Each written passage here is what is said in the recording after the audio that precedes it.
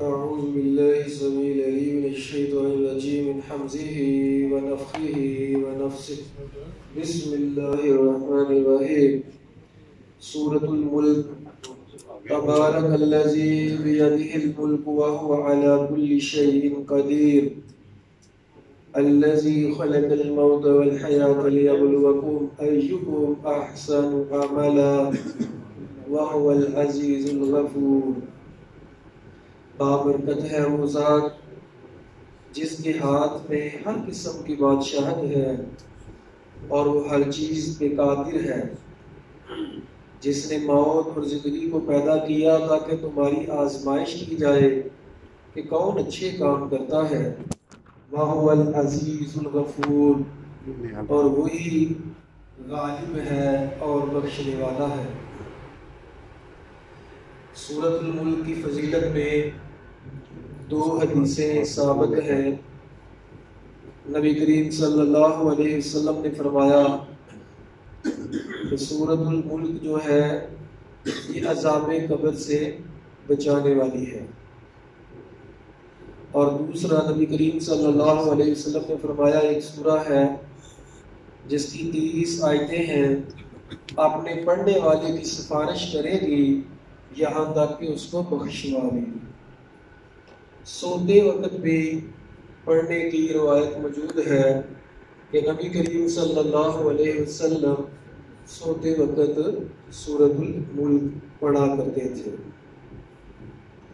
الذی خلق سبع سماوات طباقا، اللہ تعالیٰ اپنی خلقت بیان کرتے ہیں کہ جس نے 7 آسمانوں کو پیدا کیا. ما تری فی خلق الرحمن من تفاوت، اللہ کی خلقت میں کوئی کمی نہیں پائے گا. اگر آپ غور کریں تو اللہ کی خلقت میں کوئی کمی نہیں ہے. فارجع البصر هل ترى من فطور، آپ نظر کو بار بار دوڑائیں تو دیکھیں کیا کوئی آسمانوں میں کوئی سوراخ ملتا ہے آپ کو؟ کیا آسمان میں کوئی کجی موجود ہے؟ جب نہیں ہے تو پھر زبان کہنے کے اوپر تیار ہو جاتی ہے، زبان کہنے کے لیے یہ مجبور ہو جاتی ہے. تبارک الذی بیدہ الملک وہو علی کل شیء قدیر، بابرکت ہے وہ ذات جس کے ہاتھ میں ہر قسم کی بادشاہت ہے اور وہ ہر چیز پہ قادر ہے. آیت نمبر 16 میں اللہ فرماتے ہیں اَأَمِنْتُمْ مَنْ فِي السَّمَاءِ، اے لوگوں کیا تم بے خوف ہو گئے ہو اللہ تعالیٰ سے اَنْ يَخْسِفَ بِكُمُ الْأَرْضَ، کہ تمہیں زمین میں دنسا دے؟ کیا تم اللہ تعالیٰ سے بے خوف ہو گئے ہو کہ تمہیں زمین میں دنسا دیا جائے؟ فَإِذَا هِيَ تَمُورُ، اور زمین حرکت کرنے والی ہو. یا أَمْ یا تم بے خوف ہو گئے ہو من فی السماء، جو آسمان میں ہے، ان یرسل علیکم حاصبا، کہ اللہ تمہارے پر پتھروں کی بارش نازل کرے. فستعلمون کیف نذیر، تو تمہیں پتہ چلے کہ کیا ہوتا ہے ڈرانا. ویسے تو ڈرانے سے سمجھ نہیں آتی تمہیں، کیا اللہ عذاب بھیجے، پتھروں کی بارش بھیجے تو تب تمہیں سمجھ آئے کہ ڈرانا کیا ہوتا ہے. اس کے بعد اللہ تعالیٰ فرماتے ہیں کہ یہ پرندے ہوا میں پر پھیلاتے ہوئے اڑتے ہیں، یہ پرندوں کو کون تھامتا ہے؟ یہ تمہیں رزق جو دیتا ہے، امن ھذا الذی یرزقکم، کون ہے جو رزق تمہیں دیتا ہے؟ بل لجوا فی عتو منفور، بلکہ یہ لوگ سرکشی میں اور دھکنے میں بڑے آگے چلے گئے ہیں، ضد میں ہیں. پھر اللہ تعالیٰ پوچھتے ہیں افمن یمشی مکبا علی وجہہ اہدی امن یمشی سویا علی صراط مستقیم، اے لوگوں کی بتاؤ جو سیدھی طرح چلتا ہے وہ زیادہ ہدایت پہ ہے کہ جو الٹے منہ یعنی منہ کے بل چلتا ہے، جو پاؤں کے ساتھ چلتا ہے وہ حق پہ ہے، یا جو منہ کے بل سر کے بل چلتا ہے وہ حق پہ ہے؟ تو سیدھی سی بات ہے، جو پاؤں کے ساتھ چلتا ہے سیدھا چلتا ہے وہ حق پہ ہے، جو الٹا چلتا ہے وہ حق پہ نہیں ہے. جو شریعت پہ چلتا ہے، دین پہ چلتا ہے وہ حق پہ ہے، جو اپنی مرضی پہ چلتا ہے وہ الٹا چلتا ہے وہ حق پہ نہیں. تو اللہ تعالیٰ فرماتے ہیں کہ قُلْ هُوَ الَّذِي ذَرَأَكُمْ فِي الْأَرْضِ وَإِلَيْهِ تُحْشَرُونَ، کہہ دیجئے کون ہے جس نے پیدا کیا ہے تم کو زمین سے اور اسی کی طرف تم کو لوٹ کر جانا ہے؟ تو وہ کون ہے؟ تبارک الذی بیدہ الملک وہو علی کل شیء، وہ اللہ ہے، بابرکت اللہ کی ذات ہے جس نے ہر چیز کو پیدا کیا ہے۔ سورۃ الملک کی آخری آیت میں اللہ فرماتے ہیں لوگوں ارأیتم ان اصبح ماؤکم غورا فمن یأتیکم بماء معین، اگر اللہ تعالیٰ اس پانی کو بہت گہرا کر دے تو کون ہے جو تمہیں پانی پلائے اللہ کے علاوہ؟ تو وہ اللہ ہی ہے جو تمہیں پانی پلاتا ہے، تو پھر اللہ کا شکر ادا تم کیوں نہیں کرتے؟ سورۃ القلم ہے جی آگے، نون والقلم وما یسطرون، نون حروف مقطعات میں سے ہے، قسم ہے قلم کی اور جو وہ لکھتے ہیں۔ قلم کی اتنی زیادہ اہمیت ہے اسلام میں، سب سے پہلی والی وحی نازل ہوئی اقرأ بسم ربک الذی خلق، علم حاصل کرنے کی اتنی زیادہ اہمیت ہے اسلام میں، پہلی وحی یہ کہتی ہے کہ علم حاصل کرو، اور اللہ یہاں فرماتے ہیں قلم کی قسم ہے اور جو وہ لکھتے ہیں۔ ما انت بنعمت ربک بمجنون، آپ اپنے رب کی نعمت کے ساتھ مجنون نہیں ہیں، آپ کے اوپر اللہ کا بڑا احسان ہے۔ وَإِنَّكَ لَعَلَىٰ خُلُقٍ عَظِيمٍ، بے شک آپ اعلیٰ اخلاق کے اوپر فائز ہیں۔ 17 نمبر آیت سے لے کے 33 نمبر آیت تک اللہ نے باغ والوں کا قصہ بیان کیا ہے۔ اِنَّا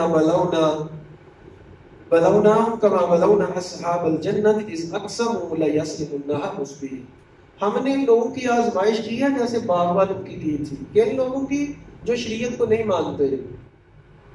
باغ والے تھے، 2 بھائی تھے، انہوں نے یہ طے کیا کہ صبح صبح جا کے ہم اپنی فصل کو کاٹ لیں گے، وَلَا يَسْتَثْنُونَ، نہ انہوں نے انشاءاللہ کہا اور نہ انہوں نے استثناء دیا کسی کو کہ ہم کسی غریبوں کو بھی دیں گے، انہوں نے کہا ہم جلدی جلدی جائیں گے اور کسی کو کچھ نہیں دیں گے۔ ہر دفعہ جو ہے مانگنے والے آ جاتے ہیں، ہر دفعہ جو ہے وہ بہت زیادہ سوالی آ جاتے ہیں، صبح صبح جائیں گے تاکہ کوئی سوالی نہ آ سکے۔ فَطَافَ عَلَيْهَا طَائِفٌ مِّن رَّبِّكَ وَهُمْ نَائِمُونَ، اللہ کا راتوں رات عذاب آ گیا اور باغ کو ختم کر دیا۔ فَأَصْبَحَتْ كَالصَّرِيمِ، جب صبح وہاں گئے تو ایسے تھی جیسے کھیتی کٹی ہوئی ہے، باغ کا نام و نشان نہیں تھا۔ اور ساتھ عزم کیا کر رہے تھے، یعنی پہلے اللہ یدخلنها اليوم علیکم مسکین، آج کوئی مسکین نہ آئے ورنہ پتہ چل جائے گا۔ وغدوا علی حرد قادرین، صبح صبح جانا، تو جب وہاں پہنچے کہا ہو لزالون، پہلے کہتے ہیں ہم تو راستہ بھول گئے ہیں، اپنے باغ میں آنا تھا، یہ کہاں ہم آ گئے۔ جب انہوں نے غور کیا جگہ تو وہی ہے لیکن باغ وہاں نہیں ہے، کہا بل نحن محرومون، ہم تو محروم ہیں۔ ان کے درمیان والے بھائی نے کہا الم اقل لکم لولا تسبحون، کیا میں تمہیں کہا نہیں کرتا تھا اس طرح متکبرانہ باتیں نہ کرو اور تم اللہ کی تسبیح بیان کرو۔ قالوا سبحان ربنا انا كنا ظالمین، انہوں نے پھر کہا کہ پاک ہے ہمارا رب، ہم تو ظالم تھے۔ اللہ فرماتے ہیں کذالک العذاب، اسی طرح عذاب ہوتے ہیں دنیا کے، اور یہ چھوٹے چھوٹے عذاب کس لیے ہوتے ہیں؟ تاکہ انسان اللہ کی طرف پلٹ آئے۔ وَلَعَذَابُ الْآخِرَةِ أَكْبَرُ، اور آخرت کا عذاب جو ہے وہ بہت سب سے بڑا ہے۔ لَوْ كَانُوا يَعْلَمُونَ، اگر وہ جانے اس بات کو کہ دنیا کے عذاب جو ہیں یہ تو نصیحت کے لیے ہوتے ہیں، اصل عذاب آخرت کا ہے جو سب سے بڑا ہے۔ اللہ تعالیٰ فرماتے ہیں متقین کے لیے بڑی ہی نعمتیں ہیں۔ پھر اللہ تعالیٰ پوچھتے ہیں افنجعل المسلمین کالمجرمین، یہ جو مجرم لوگ ہیں یہ سمجھتے ہیں کہ ہمیں بھی نعمتیں ملیں گی۔ یہ اللہ تعالیٰ کی شریعت سے جو دور لوگ ہیں، جو اپنی خواہش کے غلام ہیں، وہ سمجھتے ہیں کہ ہم سے اللہ خوش ہے تو ہمیں اللہ اتنا دے رہا نا۔ تو اللہ تعالیٰ فرماتے ہیں افنجعل المسلمین کالمجرمین، کیا ہم ان مسلمانوں کو اور مجرموں کو ایک جیسا ان کا حساب کریں گے؟ کیا ان کا حشر ایک جیسا ہوگا؟ مالکم، کیا ہے تم کو؟ کیف تحکمون، تم کیسے فیصلے کرتے ہو؟ کہ یہ کیسے ہو سکتا ہے کہ اللہ اپنے ماننے والوں کو جو مطیع اور تابعدار بندے ہیں اور جو مجرم ہیں ان کو اکٹھا کر دے، ان کا مقام و مرتبہ جو ہے اور ان کو معاملہ ایک کر دے دونوں کے ساتھ؟ یہ ایسا ہرگز بھی نہیں ہو سکتا۔ قیامت والے دن اللہ تعالیٰ اپنی پنڈلی سے کپڑا اٹھائیں گے۔ اب کیسے اٹھائیں گے؟ جیسے اللہ کی شان کے لائق ہے۔ یوم یکشف عن ساق، جس دن پنڈلی سے کپڑا ہٹایا جائے گا، وَيُدْعَوْنَ إِلَى السُّجُودِ، لوگوں کو سجدے کی دعوت دی جائے گی۔ آٹومیٹکلی لوگ جو ہے جو دنیا میں سجدہ کرتے تھے وہ سجدے میں پڑ جائیں گے۔ فَلَا يَسْتَطِيعُونَ، لیکن یہ لوگ سجدہ نہیں کر سکیں گے۔ جو دنیا میں سجدہ کرتے تھے، اللہ کی بات مانتے تھے، وہ سجدہ کر سکیں گے، لیکن جو دنیا میں نہیں کرتے تھے یا تکبر کرتے تھے وہ وہاں سجدہ نہیں کر سکیں گے۔ ان کی کمر جو ہے وہ لوہے کی بن جائے گی، جھک ہی نہیں سکیں گے۔ چاہیں گے کہ جھکیں لیکن جھک نہیں سکیں گے۔ خاشیۃ ابصارهم ترهقهم ذلہ، نظریں ان کی جھکی ہوئی ہوں گی، ذلت ان کے اوپر پڑ رہی ہوگی۔ وقد كانوا يدعون الى السجود وهم سالمون، اس سے پہلے ان کو سجدے کی طرف دعوت دی جاتی تھی اور وہ صحیح سالم تھے، تندرست تھے، ان کی کمروں وہ جو ہے لوہے کی نہیں بنی ہوئی تھی، لیکن انہوں نے جھٹلایا۔ فذرنی ومن یکذب بہذا الحدیث، اے نبی چھوڑ دیں آپ مجھے اور جھٹلانے والوں کو۔ سنستدرجهم من حیث لا یعلمون، ہم ان کو وہاں سے پکڑیں گے جہاں سے یہ سوچ بھی نہیں سکتے، جانتے ہی نہیں ہیں۔ وَإِن يَكَادُ الَّذِينَ كَفَرُوا لَيُزْلِقُونَكَ بِأَبْصَارِهِمْ، آیت نمبر 51۔ قریب ہے کہ یہ کافر لوگ پھاڑنے والی نظروں کے انداز سے آپ کو دیکھتے ہیں کہ آپ کو نظر لگا دیں۔ لما سمعوا الذکر، جب ذکر کو سنتے ہیں، وَيَقُولُونَ إِنَّهُ لَمَجْنُونَ، اور کہتے ہیں کہ وہ مجنون ہے۔ اس آیت سے مفسرین اور محدثین نے نکالا ہے کہ نظر کا لگنا برحق ہے، نظر لگ جاتی ہے۔ اب نظر کے حوالے سے 2-3 مسئلے اچھی طرح سے سمجھ لیں۔ نبی کریم صلی اللہ علیہ وسلم نے فرمایا کہ نظر لگنا حق ہے، یہ اونٹ کو ہنڈیا تک پہنچا دیتی ہے اور آدمی کو قبر تک پہنچا دیتی ہے۔ اب اس سے بچنا کیسے ہے؟ پہلا حکم اس کے بارے میں یہ ہے کہ جب بھی کوئی خوبصورت چیز دیکھتے ہیں، کوئی بھی خوبصورت چیز دیکھتے ہیں تو کہیں ماشاءاللہ بارک اللہ فیک، بارک اللہ فیک، اللہ تجھے برکت دے، اپنی زندگی کا حصہ بنا لے۔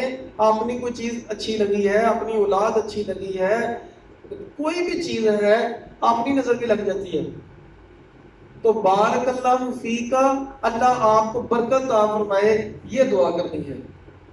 اس کے بعد جو ہے لوگوں کی نظر سے کیسے بچنا ہے۔ ایک تو بچوں کو دم نبی صلی اللہ علیہ وسلم کرتے تھے، اعیذکم بکلمات اللہ التامات من کل شیطان وہامہ ومن کل عین لامہ، یہ دم کرے۔ دوسرا سورہ فلق اور سورہ ناس جو ہے اس کو کثرت سے پڑھے تو انشاءاللہ نظر سے افاقہ ہو جائے گا۔ تو نظر لگنا حق ہے، اس میں کوئی ڈاؤٹ نہیں ہے۔ اس کا جو اثر ہے انشاءاللہ اس وقت نہیں ہوگا جب ہم روزمرہ کے اذکار کریں گے، صبح و شام کے جب اذکار کریں گے تو پھر اس سے حفاظت ہو جاتی ہے۔ بعض لوگوں نے یہ بھی کہا ہے کہ جب نظر کا دم کرنا ہے تو اس آیت کو بھی ساتھ پڑھا جائے، یہ مجرب ہے۔ یاد رکھیے گا 2 چیزیں ہوتی ہیں، ایک ہوتا ہے مسنون عمل جو سنت سے ثابت ہوتا ہے، ایک ہوتا ہے مجرب لوگوں کا تجربہ ہے۔ جو لوگوں کا تجربہ ہے اگر وہ شریعت کے خلاف نہیں ہے تو اس میں کوئی حرج نہیں ہے، کیونکہ نبی کریم صلی اللہ علیہ وسلم کو صحابہ کرام نے پوچھا یا رسول اللہ ہم دم کیا کرتے تھے جہالت میں تو آپ بھی کر لیا کریں، تو آپ صلی اللہ علیہ وسلم نے فرمایا اپنے دم پیش کرو۔ تو جو دم پیش کیے اور آپ نے کہا یہ ٹھیک ہے، مطلب جس کی سمجھ آ جاتی تھی، جس میں کوئی بری بات نہیں تھی، تو فرمایا کہ ان کی آپ کو اجازت ہے۔ تو اگر کوئی قرآن سے دم کرتا ہے وہ مجرب ہے تو اس میں کوئی حرج نہیں ہے۔ تو یہ اس کو محدثین مفسرین نے لکھا ہے کہ اس کو دم نظر کے دم کے اوپر بھی اس آیت کو پڑھا جا سکتا ہے۔ یہ آیت یہ سورۃ الحاقہ کی آیت نمبر 51 ہے. وَإِن يَكَادُ الَّذِينَ كَفَرُوا لَيُزْلِقُونَكَ بِأَبْصَارِهِمْ لَمَّا سَمِعُوا الذِّكْرَ وَيَقُولُونَ إِنَّهُ لَمَجْنُونٌ. وہ جیلس ہو کے جو ہے وہ دیکھتے تھے کہ ان کو افضل کر دیا گیا ہے. تو حسد کی وجہ سے نظر جو ہوتی ہے وہ زیادہ خطرناک ہوتی ہے.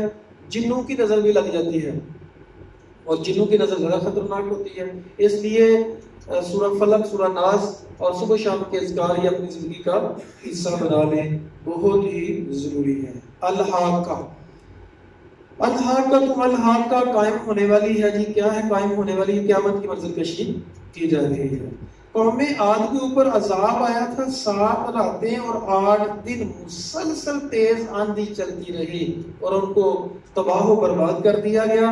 ایسے ہو گئے جیسے کھجور کے تنے ہوتے ہیں، اتنے اتنے لمبے تھے. اور کھجور کے تنے جس طرح پڑے ہوتے ہیں اکھڑ کر، تو یہ ایسے پڑے ہوئے تھے. فَهَلْ تَرَىٰ لَهُم مِّن بَاقِيَةٍ، کوئی بھی ان میں سے باقی نہ رہا. جس کا نامہ اعمال دائیں ہاتھ میں ملیں گے وہ کہے گا ہاؤ اقرؤ کتابیہ، لوگوں آؤ اور میرا نامہ اعمال پڑھو. انی ظننت انی ملاق حسابیہ، میں حساب کی امید رکھتا تھا اس لیے اچھے کام کرتا تھا.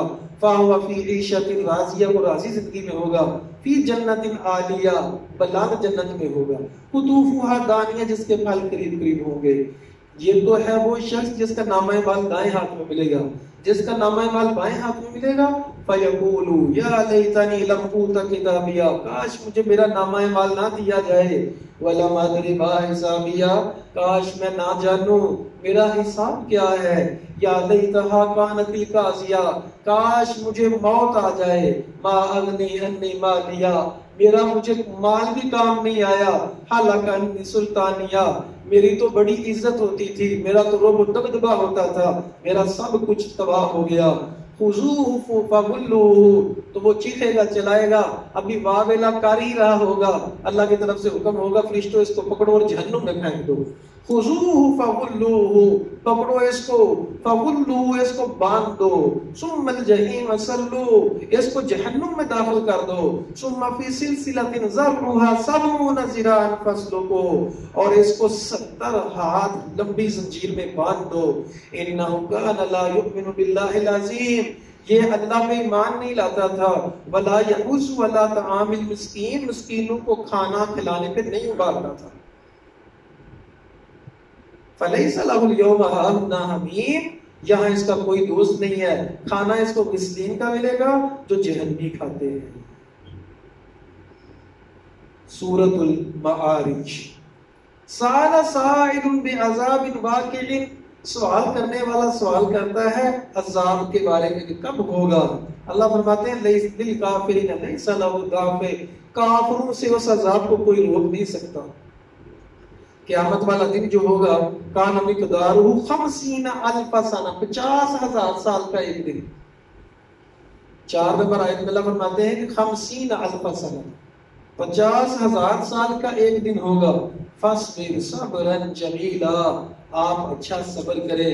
انہم یرونہ بعیدا، وہ اس کو دور دیکھتے ہیں. ونراہ قریبا، ہم اس کو قریب دیکھتے ہیں. تو قیامت جو ہے وہ قریب ہے. یوم تکون السماء کالمہل، آسمان جو ہے وہ تیل کی تلچھٹ کی طرح ہو جائے گا.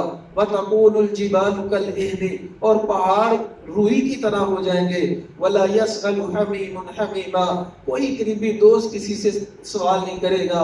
یبصرونہم یود المجرم، مجرم خواہش کرے گا لو یفتدی من عذاب یومئذ ببنیہ، کہ عذاب کے بدلے آپ اس کے بیٹے لے لیے جائیں، اس کے بیٹوں کو عذاب میں پھینک دیا جائے پر مجھے بلا بچا لیا جائے.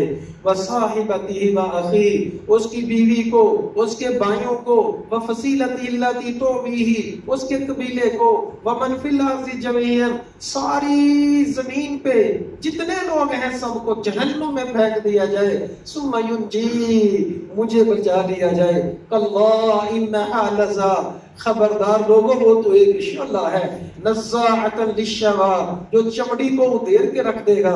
تدعو من ادبر وتولی، وہ آوازیں لگائے گا. وجمع فاوعی، انسان کو کہا جا رہا ہے کہ انسان جو ہے وہ جمع کرتا ہے، گن گن کے رکھتا ہے. بڑا ہی جلد باز ہے، جب اس کو کوئی برائی پہنچتی ہے تو جزوع ہو جاتا ہے، واویلا کرنے لگ جاتا ہے، جب اچھے حالات آتے ہیں منوع روکنے والا ہو جاتا ہے۔ الا المصلین، مگر نمازی، یہ اوپر والے عذاب نمازیوں کے لیے نہیں ہے، جو پکے نمازی ہیں، نماز کے اوپر حفاظت کرتے ہیں، ورنہ جو نمازی نہیں ہے اس کو یہ عذاب ملے گے۔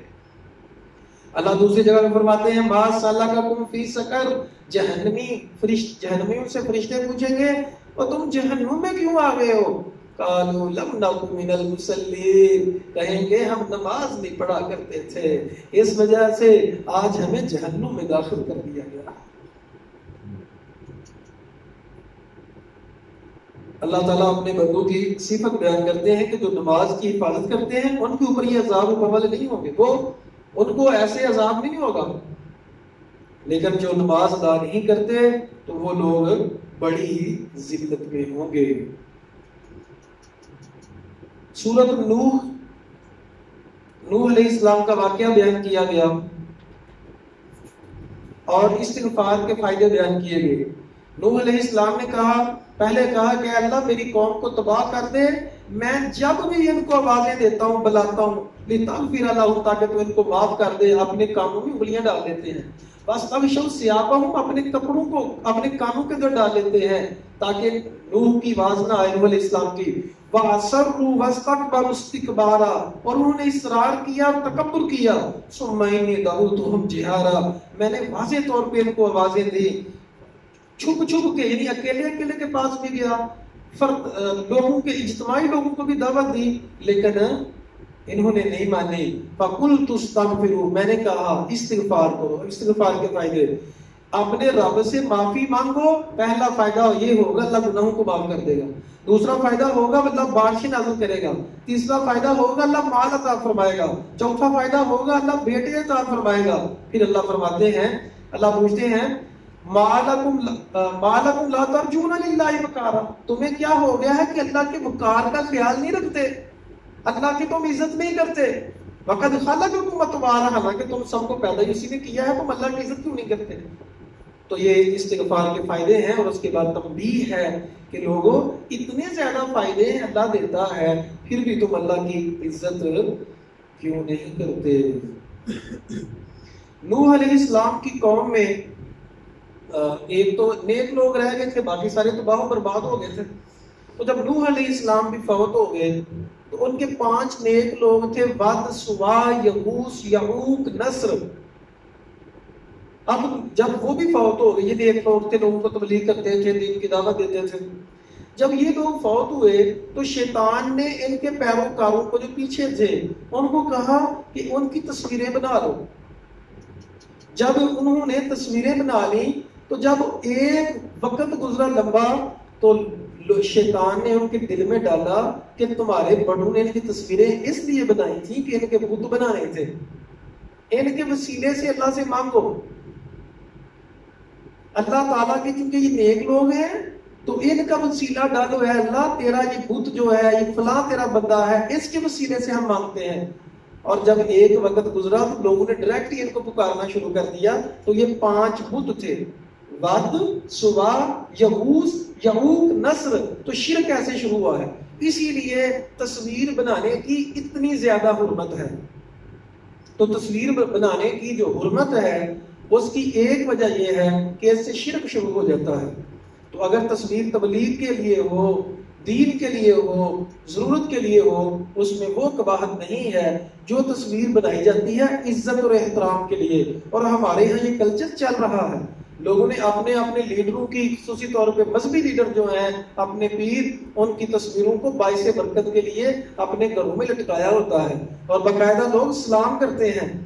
تو اس وجہ سے تصویر کی بہت بڑی حرمت ہے۔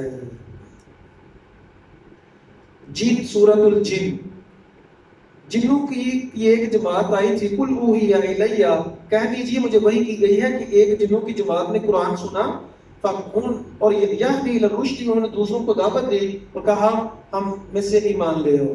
جنوں کی جماعت نے نبی صلی اللہ علیہ وسلم کو بتایا کہ بعض لوگ جو ہیں انسان و جنوں کے اوپر ظلم کرتے ہیں اور بعض جن جو ہیں وہ انسانوں کے اوپر ظلم کرتے ہیں. جب انسانوں نے جنوں سے پناہ لینا شروع کی تو پھر جن تکبر میں اور بڑھ گئے اور انہوں نے پھر لوگوں کو نقصان پہنچانا شروع کر دیا. اس لیے جنات سے نہیں ڈرنا چاہیے, اللہ تعالیٰ سے ڈرنا چاہیے. جنات جو ہیں, جن کا معنی ہوتا ہے غائب, جو چیز نظر نہیں آتی. جن ہے, ہو سکتا ہے یہاں بھی کوئی لوگ جن سن رہے ہوں. جو نیک جن ہوتے ہیں وہ قرآن کے درس سنتے ہیں, قرآن پڑھتے ہیں, اللہ توبہ کرتے ہیں, اور ایسے جو ہے واقعات موجود ہیں. کئی ایک علماء سے جن باقاعدہ پڑھا بھی کرتے تھے. تو اللہ تعالیٰ فرماتے ہیں کہ جنوں کی دو قسمیں ہیں, اچھے بھی ہیں برے بھی ہیں. جس طرح انسانوں میں اچھے برے ہوتے ہیں, جو اچھے ہیں وہ جنت میں جائیں گے, جو برے ہیں وہ جہنم میں جائیں گے. تو جنات سے ڈرنا نہیں چاہیے. جو جن ہے اچھا وہ تو آپ کو تنگ نہیں کرے گا, اور جو برے ہیں وہ جو ہے ان سے پناہ مانگے. اعوذ باللہ من الشیطان الرجیم, یا قل اعوذ برب الفلق, یا بسم اللہ الذی لا یضر مع اسمہ شیء فی الارض ولا فی السماء وهو السمیع العلیم. اس میں جن بھی آ جاتے ہیں کہ ہر اس چیز کے شر سے اللہ کے نام سے جو زمین میں ہے, جو اللہ نے پیدا کی ہے. تو اسی طرح واش روم میں جب جائیں تو لازمی دعا پڑھ کے جائیں, کیونکہ اس طرح کی چیزیں ہوتی ہیں وہ گندی جگہ پہ زیادہ ہوتی ہیں. جو تو پاک صاف جنات ہیں وہ تو ظاہری بات ہے گندی جگہوں پہ نہیں ہوتے, لیکن جو دوسرے جنات ہیں ان کا کھانا پینا ہی گندی چیزیں ہوتی ہیں. تو جب واش روم میں جائیں تو دعا پڑھ کے جائیں, انشاءاللہ اس سے سیفٹی رہے گی. بسم اللہ اللہم انی اعوذ بک من الخبث والخبائث وان المساجد للہ فلا تدعوا مع اللہ احدا. سورۃ الجن میں ہی ہے کہ مساجد اللہ کے لیے ہے. فلا تدعوا مع اللہ احدا, تو اللہ تعالیٰ کے ساتھ کسی اور کو مسجد میں نہ پکارو. یاد رکھیے کہ مسجد کی عزت احترام یہ ہے, یہاں کاروبار کی بات کرنا جائز نہیں ہے, یہاں کوئی مشدہ چیز کا اعلان کرنا جائز نہیں ہے. نبی صلی اللہ علیہ وسلم نے فرمایا جو کاروبار کی بات کرتا ہے تو اس کے لیے بد دعا کرو, اللہ تیرے کاروبار میں برکت نہ ڈالے. تو مسجدیں جو ہیں صرف اللہ کو پکارنے کے لیے ہیں. سورۃ المزمل, اللہ فرماتے ہیں یا ایھا المزمل, اے چادر اوڑھنے والے. نبی کریم صلی اللہ علیہ وسلم سوئے ہوئے تھے تو یہ سورت نازل ہوئی اور تہجد کو فرض کیا گیا. قم اللیل الا قلیلا, رات کو قیام کیا گیا. واصبر علی ما یقولون, سورہ مزمل میں کہا گیا کہ آپ صبر کریں جو یہ لوگ کہتے ہیں. ان ربک یعلم, اللہ تعالیٰ نے پہلے تو پوری رات کی عبادت نبی صلی اللہ علیہ وسلم بھی بعض دفعہ کیا کرتے تھے. آپ اللہ تعالیٰ نے پھر آسانی کر دی کہ رات کا ایک ہی حصہ یا آدھی رات عبادت کر لیا کریں, اس سے زیادہ نہ کیا کریں. فقرؤ ما تیسر من القرآن, جو آسانی سے قرآن پڑھ سکتے ہیں وہ پڑھ لیں, کیونکہ بعض لوگ مریض بھی ہوتے ہیں, کیونکہ آپ کو دیکھ کے پھر دوسرے لوگ بھی کرنے کی کوشش کرتے ہیں تو پھر وہ دل کو کام نہیں کر سکتے. سو اتنا کام کریں, اتنی عبادت کریں جتنی کر سکتے ہیں. سورۃ المدثر, سورۃ المدثر جو ہے یہ دوسری وحی ہے. پہلی تھی اقرأ بسم ربک الذی خلق, آپ پڑھیے اپنے رب کے نام سے جس نے پیدا کیا ہے. تو نبی کریم صلی اللہ علیہ وسلم بڑے پریشان ہو گئے. پھر 7-8 دن جو ہے وحی نہیں آئی, فترۃ الوحی اس کو کہتے ہیں.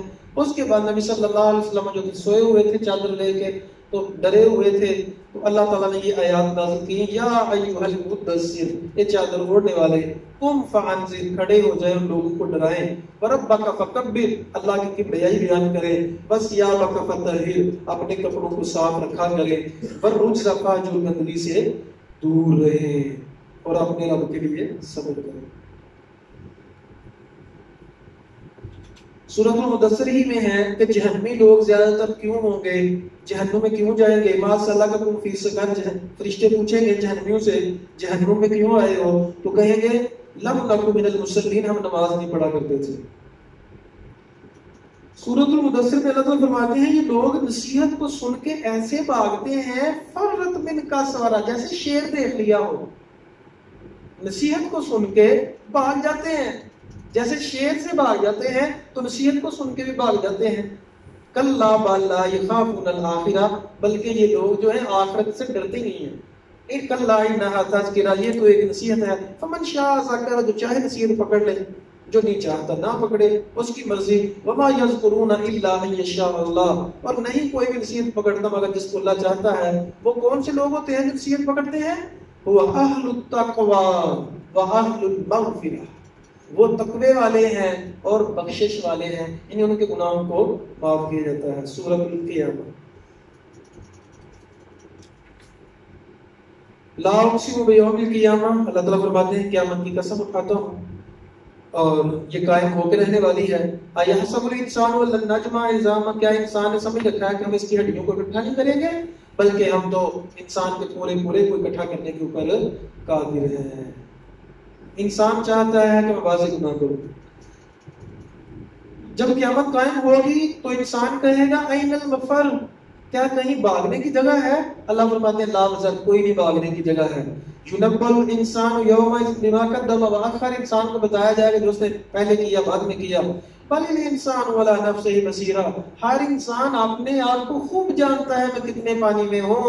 وَلَوْ أَلْقَىٰ مَعَاذِيرًا، چاہے وہ عذر بیان کرتا رہے کہ میں تو بہت اچھا ہوں، تو اللہ کو سب انسانوں کا پتہ ہے کون کیا کرتا ہے۔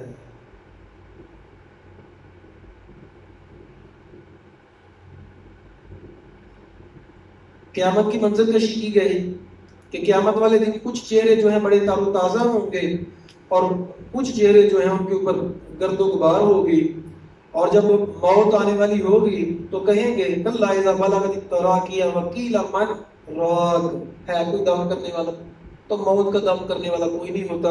جب موت آ جائے گی تو وہ آ کے ہی رہنی ہے۔ الیس ذالک بقادر علی ان یحیی الموتى، کیا اللہ اس بات پہ قادر نہیں ہے کہ مردوں کو زندہ کرے؟ سورۃ الدہر۔ اللہ تعالیٰ فرماتے ہیں کیا انسان جو تو تکبر کرتا ہے، کیا تیرے اوپر ایسا زمانہ نہیں آیا کہ لم یکن شیئا مذکورا، تو قابل ذکر چیز تھی نہیں، تیرا تو نام و نشان نہیں تھا، اور ایک وقت آئے گا بعد میں بھی تیرا نام و نشان نہیں ہوگا، تو تکبر کس بات کا کرتا ہے؟ ان ہدینا السبیل اما شاکر و اما کفور، جو بھی انسان پیدا ہوتا ہے اللہ تعالیٰ اس کے دل میں ڈال دیتے ہیں نیکی بھی اور گناہ بھی۔ یہاں تو اللہ تعالیٰ فرماتے ہیں وہ شکر کرنے والا ہوتا ہے، یہاں پھر نہ شکرہ ہوتا ہے۔ ان الابرار یشربون من کاس، نیکوکار جو ہوں گے وہ اللہ تعالیٰ کی جنت کی نعمتوں سے باخبر ہوں گے۔ اللہ تعالیٰ اپنے نیک بندوں کی صفت بیان کرتے ہیں وَيُطْعِمُونَ الطَّعَامَ عَلَىٰ حُبِّهِ مِسْكِينًا وَيَتِيمًا وَأَسِيرًا، وہ لوگ یتیموں کو کھانا کھلاتے ہیں، یتیموں کو، قیدیوں کو اللہ کی محبت کی وجہ سے، اور کہتے ہیں اِنَّمَا نُطْعِمُكُمْ لِوَجْهِ اللَّهِ، ہم تمہیں کھلا رہے ہیں صرف اللہ کے لیے، لَا نُرِيدُ مِنكُمْ جَزَاءً وَلَا شُكُورًا، ہمیں تم سے بدلہ نہیں چاہیے، تم سے شکر نہیں چاہیے۔ سمجھنے والی بڑی ہی سمجھنے والی بات ہے، غور کیجئے گا۔ اس آیت کا کیا مطلب ہے؟ اس کا مطلب صحیح سمجھ آیا زینب بنت جہش، نبی کریم صلی اللہ علیہ وسلم کی بیوی کو، جن کا لقب تھا ام المساکین، مساکین کو کھانا کھلانے والی، ان کا تقوی اور اللہ کے اوپر ٹرسٹ کتنا تھا، مسکینوں کو کھانا کھلاتی تھی اور کھڑکی سے دیکھتی رہتی تھی، اور اگر کوئی دعا دیتا تھا اسے کہتی تھی نہ مجھے دعا نہ دے، مجھے صرف اپنے رب سے جزا چاہیے، اس سے دعا بھی نہیں دیتی تھی، بدلہ لینا تو بڑی دور کی بات، شکریہ قبول نہیں کرتی تھی۔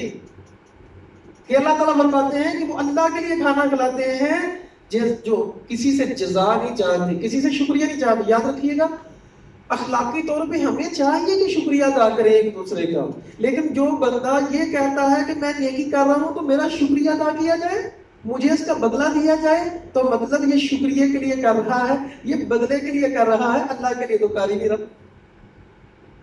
تو اللہ کے نیک بندے جو ہیں وہ اللہ کی رضا کے لیے کھلاتے پلاتے ہیں، اللہ کی رضا کے لیے نیکی کرتے ہیں، نہ تو بدلے کے خواہش مند ہوتے ہیں، نہ شکریہ کے خواہش مند ہوتے ہیں۔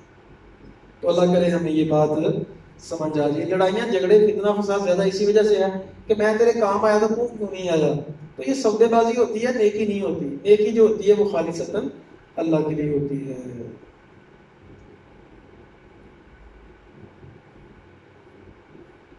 وَمَا تَشَاءُونَ إِلَّا أَن يَشَاءَ اللَّهُ، لوگوں تم بڑا تکبر کرتے ہو، تم تو چاہ بھی نہیں سکتے اگر اللہ نہ چاہے۔ وَمَا تَشَاءُونَ، تم چاہ بھی نہیں سکتے اگر اللہ نہ چاہے، اِلَّا أَن يَشَاءَ اللَّهُ۔ پھر اللہ تعالیٰ فرماتے ہیں يُدْخِلُ مَن يَشَاءُ فِي رَحْمَتِهِ، اللہ تعالیٰ جس سے چاہیں گے اپنی رحمت میں داخل کریں گے، اور ظالموں کے لیے بڑا دردناک عذاب ہے. تو زیادہ سے زیادہ دعا کرنی چاہیے اے اللہ ہمیں اپنی رحمت میں شامل فرما لے. سورۃ المرسلات. فائز النجوم طمست، جب ستاروں کو بے نور کر دیا جائے گا. قیامت کے منظر کشی کی جا رہی ہے. لا یغنی من اللہب، لوگ جو ہیں وہ یہ جہنم کے جو چنگاڑیاں ہیں، جہنم کی جو آگ ہے اس سے محفوظ نہیں رہ سکیں گے. آخری آیت ہے جی 41 سے 44 میں اللہ تعالیٰ نے اپنی مومن بندوں کی بات کی. ان المتقین فی ظلال و عیون، متقین جو ہوں گے وہ سایوں میں اور چشموں میں ہوں گے. وفواکہ مما یشتہون، پھل دیے جائیں گے جو وہ چاہیں گے. کلوا واشربوا ہنیئا بما کنتم تعملون، کھاؤ پیو خوشی سے جو تم عمل کرتے تھے. اللہ تعالیٰ فرماتے ہیں اسی طرح ہم محسنین کو بدلہ دیتے ہیں. اللہ تعالیٰ سے دعا ہے اللہ تعالیٰ ہمیں محسنین میں شامل فرما لے، اللہ تعالیٰ اپنی رحمت میں شامل فرما لے. اللہ تعالیٰ سے دعا ہے اللہ تعالیٰ ہم سب کو جہنم کی آگ سے بچائے، قیامت کی ہولناکیوں سے بچائے. قیامت والے دن ہم سب کو اللہ تعالیٰ اپنے عرش کا سایہ نصیب فرمائے. نبی کریم صلی اللہ علیہ وسلم کے ہاتھوں حوض کوثر کا جام عطا فرمائے. آمین ثم آمین. اقول بہذا استغفر اللہ لی ولکم ولسائر المسلمین.